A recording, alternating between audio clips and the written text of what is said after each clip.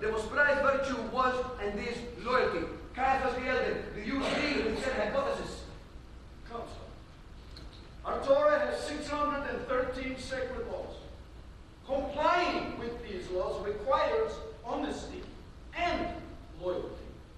But the most important requirement of the law is obedience to it. That is what is most prized. Yes, fair enough. But in your opinion, was Judas Iscariot loyal? Obviously not. Was he honest? No. Caiaphas the elder, was Judas Iscariot obedient? Through his own will and desires, yes, I believe that he was. And to service that will and those desires, Judas crossed the line, didn't he? He served the necessary purpose. But as a fellow Jew, I confess, he disgusted me. Caiaphas the elder, I thank you. And may I add, you are much more handsome in person than when they portray you on the silver screen. High priest of the Sanhedrin.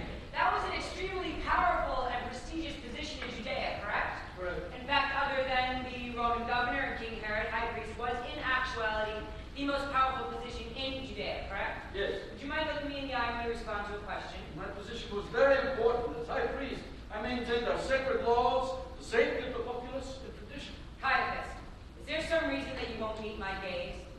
Or is ignoring women simply another component of the tradition you are charged to maintain? Objection, Julius! The witness is not just a holy man, but a very holy man. Defense counsel is aware she is juicy, multitudinous dish. And yet, the witness is being berated for merely avoiding the salacious temptations of an intoxicatingly fervently aromatic flesh. I will do censor clearly. I withdraw the question! Sexy vixen, you are warned. Hey! Oh, yes, Julius, forgive me. She makes my organs bounce. Caiaphas, you stated to the prosecution that Judas Iscariot crossed the line and that he disgusted you, correct? Correct. So maybe you can help me out here because I'm a little confused. Judas Iscariot handed Jesus of Nazareth over to you, correct? Yes, And then you handed Jesus of Nazareth over to Pontius Pilate, correct? I did. So what exactly is the difference between you and Judas Iscariot? Because unless I'm missing something here, I fail to see it. Between me and Judas, big difference. Caiaphas, you are a rabbi and a Jew. Jesus was a rabbi and a Jew. Is it not crossing the line for one rabbi to hand over another rabbi to be killed by pagans? Jesus was a blaspheming and seditionist rabbi, and I did not know for sure that he would be killed. But the penalty for sedition was crucifixion, correct? That was a Roman charge, not mine. Yes, your charge was blasphemy. And what was the penalty for blasphemy, Caiaphas? Your Honor, I will not sit here and be blamed for the death of Christ yet again. No one's blaming you for the death of Christ, Caiaphas. I'm simply asking you a question, which I'm directing you to now answer before this court. You charged Jesus with blasphemy. What was the penalty for blasphemy? Stoning followed by hanging. So, how can you sit there and pretend that you didn't know for sure that Jesus would be killed? Jesus could easily have saved himself. Save himself how? By retracting his blasphemous claims. There are 613 sacred laws in our Torah. I cannot even count how many Jesus broke or treated with wanton disregard and disdain.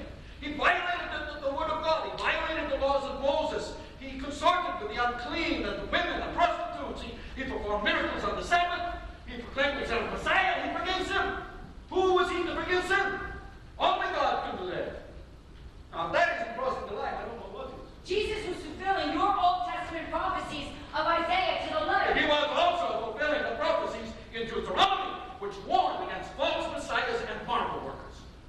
It would have been one thing had he confined himself to the forest and the rivers, spouting his ravings like the Baptists did. But in the great temple, I would have been derelict not to put a stop. He was whipping people, kicking them, threatening to tear down the temple, calling it a den of thieves. If someone did this in your St. Patrick Cathedral, would you not arrest them? And yet, Judas Iscariot, who came forward in the face of this great threat, is in your eyes not a patriot, but a traitor. A traitor who, in your words, disgusted you. Why is that, Caiaphas? Because he handed Jesus over for money. And why did you hand Jesus over? The words and deeds of Jesus were leading toward rebellion. The price of rebellion under the Roman rule was a bloodbath, a massacre, counsel. So I determined it was better to have one man dead than 1,000. That's why.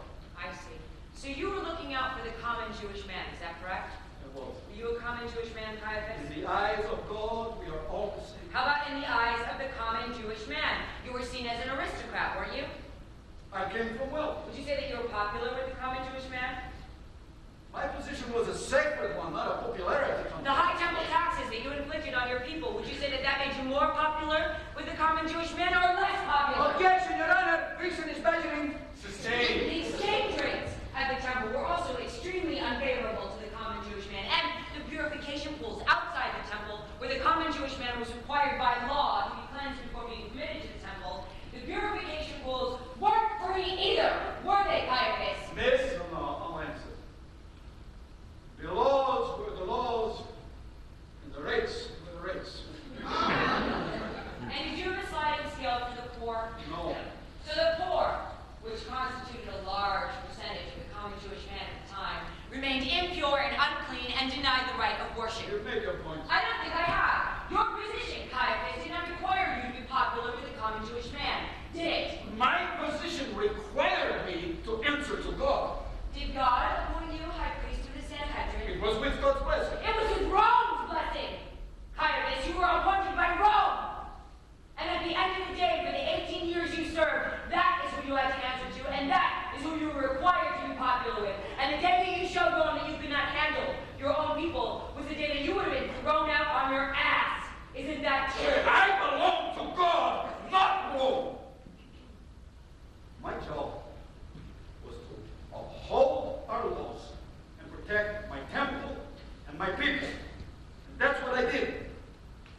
And was not Jesus of Nazareth one of your own? Whether he was a Messiah, or a prophet, or a holy man, or a crazy man, was he not one of your own, Caiaphas? And was it not considered the height of treachery to betray Jewish blood to your oppressors?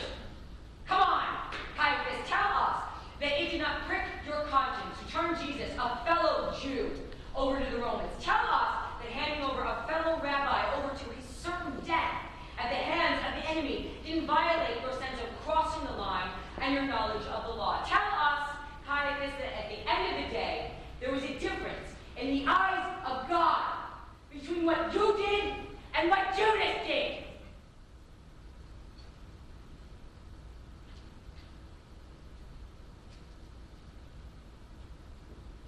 This is purgatory, Caiaphas. I got all day. In terms of result, no difference. How about in terms of follow-through? Judas recanted and tried to return the silver, did he not? He did. And did you, Caiaphas, do anything at all to try and prevent Jesus' death? No. And therein lies the real difference between you and Judas Iscariot, does it not? And yet you sit here and you say that Judas crossed the line and that he disgusted you. And if that's true, Caiaphas, then I have to wonder how you must have felt about yourself. That is between me and God. Well, then I hope for your sake, Caiaphas, that your God has a more forward-thinking attitude than Judas' God does. Step down. You're excused. Caiaphas the elder, Judas Iscariot approached you, correct? Yes. He didn't have to approach you, Caiaphas the elder, did he? No. And yet he did, Yes. of his own free will, Yes. and accepted payment for his betrayal. Yes. Payment. Judas didn't say, Caiaphas the elder, put your money away, mister. This one's on the arm, right? Right. Caiaphas the elder, I think we are all aware of the precarious position you were in, trying to protect your people from Roman reprisal. It makes you feel good to say that, doesn't it? After 2,000 years of persecution and vilification, you finally get around to saying, hey, we know it wasn't you and your people's fault, did it? Good, Caiaphas. I was only trying You're to... trying to win your case.